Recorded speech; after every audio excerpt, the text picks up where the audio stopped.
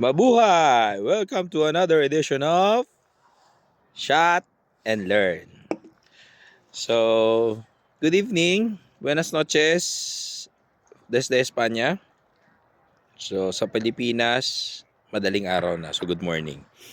So, andito ako sa parke. Dito sa may amin. So, malapit sa may amin. And wala, tumatambay lang. Although malamig. Pero, galing ako sa grocery at galing ako sa farmasya or pharmacy. And well, actually, I just wanted to share para din sa kaalaman ng lahat, especially doon sa mga nag-aaral ng Espanyol na at sa mga Filipino na rin. So, sa lahat ng mga Pilipino para din, aware din po tayo. So, alam nyo ba na sa Espanya, ang salitang gago, okay, ay hindi po siya katulad ng pagkakaalam natin or pagkagamit natin sa Pilipinas. Okay?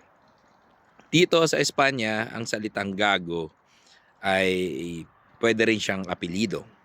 Pero pag sinabi mo kasing gago, ito yung mga taong hindi tuwid magsalita. Okay? So, yung kumbaga parang nauutal-utal sa Tagalog. So, yun yung ibig sabihin ng gago pagdating dito. Pero pwede rin nga din siya pangalan. Katulad ng, ayan, yung resibong makikita nyo or nakikita nyo. So, bumili ako ng gamot sa farmasya. Tapos pagtingin ko nung resibo na sinend sa akin through online, nakalagay yung pangalan. May nakalagay na gago. Okay? So, huwag kayong maso-surprise doon. Kabaliktaran naman yan ng salitang puto. Okay? So, sa atin, pag sinabi nating puto, masarap yun. Diba? It's a delicacy o kakanin, o uri ng kakanin na kinakain natin.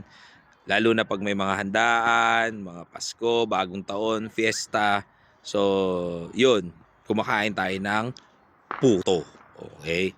Pero dito, sa Espanya o kaya sa mga other Spanish-speaking countries, medyo careful tayo doon. Kasi yun naman ang bad word sa kanila. Okay? So, bad word sa kanila yon pag sinabi mong puto. So, kumbaga sa atin, pag sinabi natin sa Pilipinas, kumain ka ng puto, kumain ka ng puto. Dito sa Espanya, hindi mo pwedeng sabihin na, come puto. Baka mapaaway kayo kung anong mangyari sa inyo or may magagalit sa inyo. Okay? So, pero, dito naman, syempre, may mga ibang mga Filipino na in-orient din yung mga ibang mga Espanyol. Like ako, doon sa school, sometimes pag nagkukwentuhan kami ng mga teachers dito or mga teachers na kasama ko sa school, sinasabihan ko sa kanila na ayun, nagkakaroon kami ng language exchange. Tapos sinasabi ko sa kanila na alam nyo ba yung salitang ganito sa inyo or salitang, for example yun, salitang puto is not a bad word or palabrotas. Yun, sa amin, baga sa atin dito sa Pilipinas. Talaga, yun na. Tapos ina-explain ko sa kanila ano ba yung meron sa puto. So, it's a rice cake. So, ganun. So, ayun lang. So, kaunting kaalaman, lalo na sa mga interesadong matuto ng Spanish or siguro para at least sa kaalaman na lang din ng lahat. Okay? So, always remember, you will not achieve anything if you don't give it a shot. Salud!